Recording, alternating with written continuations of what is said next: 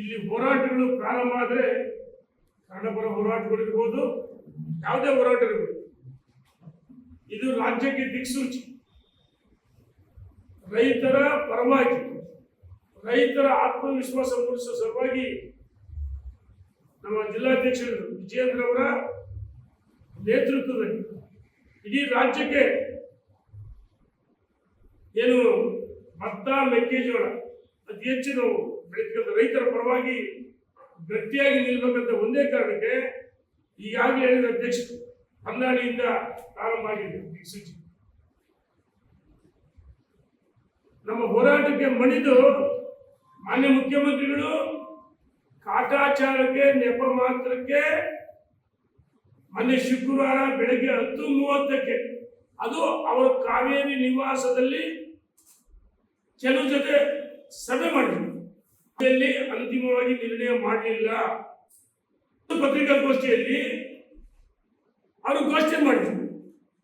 ಕೇಂದ್ರ ಸರ್ಕಾರ ಕಡೆ ಬೆಟ್ ಮಾಡಿ ತೋರಿಸಿದ್ರು.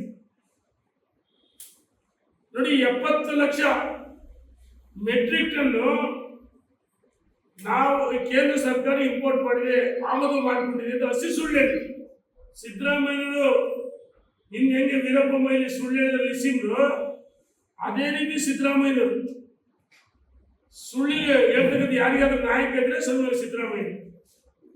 ಇವರು ಮಾತುಕತೆ ಕೇಂದ್ರ ಸರ್ಕಾರ ಗಟ್ಟಿ ಮಾಡಿ ಕೈ ಮಾಡಿ ತೋರಿಸ್ತಾರೆ.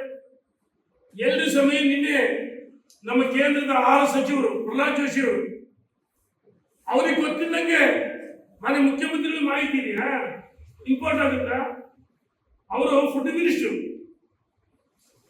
ಅವ್ರಿಗೆ ಗೊತ್ತಿಲ್ಲ, ಇವ್ರಿಗೆ ಹೆಂಗ್ ಗೊತ್ತಾಯ್ತು ಅಂದ್ರೆ ರಾಜ್ಯದ ರೈತರ ದಾರಿಯನ್ನು ತಪ್ಪಿಸ್ತಕ್ಕಂಥ ಕೆಲಸವನ್ನ ಮಾನ್ಯ ಮುಖ್ಯಮಂತ್ರಿಗಳು ಮಾಡ್ತಾರೆ. ಕೇಂದ್ರ ಸರ್ಕಾರ ಪತ್ರ ಬರೀತಾರೆ. ನಾವು ಕೇಳಿದ್ವಿ, ಸಿದ್ದರಾಮಯ್ಯನವರೇ, ಕರ್ನಾಟಕದ ಪ್ರಜ್ಞಾವಂತ ಮತದಾರರು ನಿಮ್ಮ ಸುಳ್ಳು ಭರವಸೆ ಯಾವ್ದಾದ ಕಾರಣಕ್ಕೆ ನಿಮ್ಗೆ ಅಧಿಕಾರ ಕೊಟ್ಟರು.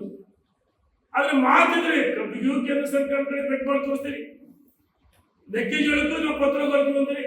ಹಾಗೆ ನಿಮ್ಮನ್ನೇ ಆಯ್ಕೆ ಮಾಡಬೇಕು ಜನ. ಹೋಗ್ರಿ ರಾಜೀನಾಮೆ ಕೊಟ್ಟು ಮನೆಗೆ ಸಿದ್ದರಾಮಯ್ಯರೇ. ಗ್ಯಾರಂಟಿ ನ್ಯೂಸ್, ಸುದ್ದಿ ಖಚಿತ, ನ್ಯಾಯ ನಿಶ್ಚಿತ.